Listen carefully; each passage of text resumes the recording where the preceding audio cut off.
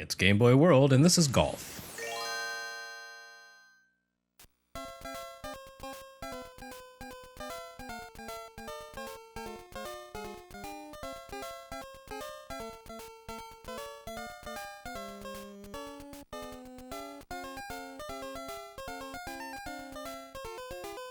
We've seen no shortage of sports titles already for Game Boy. Golf, the 16th release for the platform in Japan, pegs the system's library to date at 25% sports.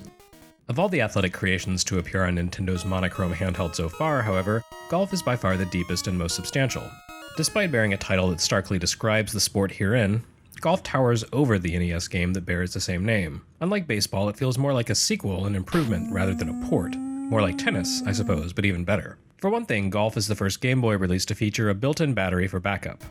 We've seen a number of password-based carts already, but passwords are a giant hassle for a system where you're most likely to be playing in little fits and starts on the go.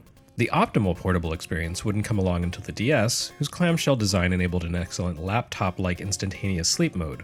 But the inclusion of a battery proved an essential step forward toward minimal hassle in portable games, an essential requirement for the format. Including a battery was only the beginning of Golf's excellence, though. It's a remarkably sophisticated take on the sport, especially considering its vintage and platform. For a tiny 4-color rendition of the links, it does pretty well for itself. It helps that it stands on the shoulders of one of the most influential golf video games of all time. Nintendo's original Golf invented the concept of the stroke power meter, something that has become a standard in the genre, period. It's hard to say exactly how Golf relates to Nintendo's other takes on the sport, though. The lead designer between NES Golf is cited in some places online as being Kenji Miki of Nintendo R&D 2. Miki is also credited directly with having worked on NES Open Tournament Golf in 1991. But Miki has only ever been affiliated with Nintendo R&D 2 and Shigeru Miyamoto's Entertainment Analysis division. Meanwhile, Intelligent Systems claims credit for working on Game Boy Golf, and the soundtrack credit to Hirokazu Tanaka pegs this as another R&D 1/INTSYS joint venture. So it's hard to see where Miki fits in. On the other hand, he has been listed as a manager or producer on several other Nintendo Golf projects ever since NES Open Tournament Golf, plus he's overseen several Intelligent Systems projects such as the Paper Mario games. So who knows? Golf for Game Boy is another one of those games whose exact origins and credits will remain cloudy until such a time as Nintendo deigns to pull back the curtain, which will be approximately never. Whatever the case, this particular Golf explores the sport in fairly comprehensive detail. While players are limited to 2 courses and a preset selection of standard clubs, Golf repeats the ongoing motif of doing a great deal with very little that we've seen among the best Game Boy titles. It should be said that Golf expects players to come armed with a fairly comprehensive understanding of the sport. It makes no effort to explain the purposes, or even the names of the various clubs you use. Being totally golf ignorant myself, I had to look things up to even get started with this game, and even once I came to terms with the tools of the trade, I still came in a long way from par. You really need to grasp both the mechanics of the sport and how they're implemented in the game in order to get anywhere here. Golf incorporates an awful lot of variables, some fixed and some random.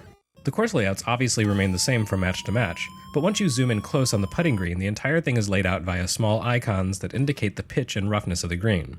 And of course you have other factors like wind, which appears to be randomized from play to play, and obstacles within the course.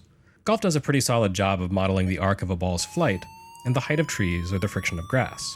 You can send a ball sailing over a copse of trees with a 7-iron, whereas a 1-wood is going to give you great distance at a low angle that doesn't necessarily play well with obstacles, but does cut through strong headwinds quite neatly. It's not quite simulation level play, but it's definitely wandering through the same neighborhood. But I suppose it makes sense that a golf game would be among the most hardcore of Nintendo's creations. Perhaps more than any other sport, this is the one that its designers are the most likely to participate in themselves. Whereas game creators have to watch professional baseball or soccer from the sidelines, golf is much more of a universal equalizer in the world of athletics. One assumes golf video game designers work on golf games because of their enthusiasm for participation rather than for merely observation. So while this makes for a game that you can't just pick up and play without knowing the sport, unlike previous Game Boy sports games, that higher barrier to entry makes for a more satisfying game experience. Of all the Game Boy sports titles we've seen to date, Golf is the first that remains entertaining decades later. Provided you can get past the visuals, of course, but it has a custom Super Game Boy palette. So, that's something. For more excuses to hit things with metal sticks, keep reading GameBoyWorld.com.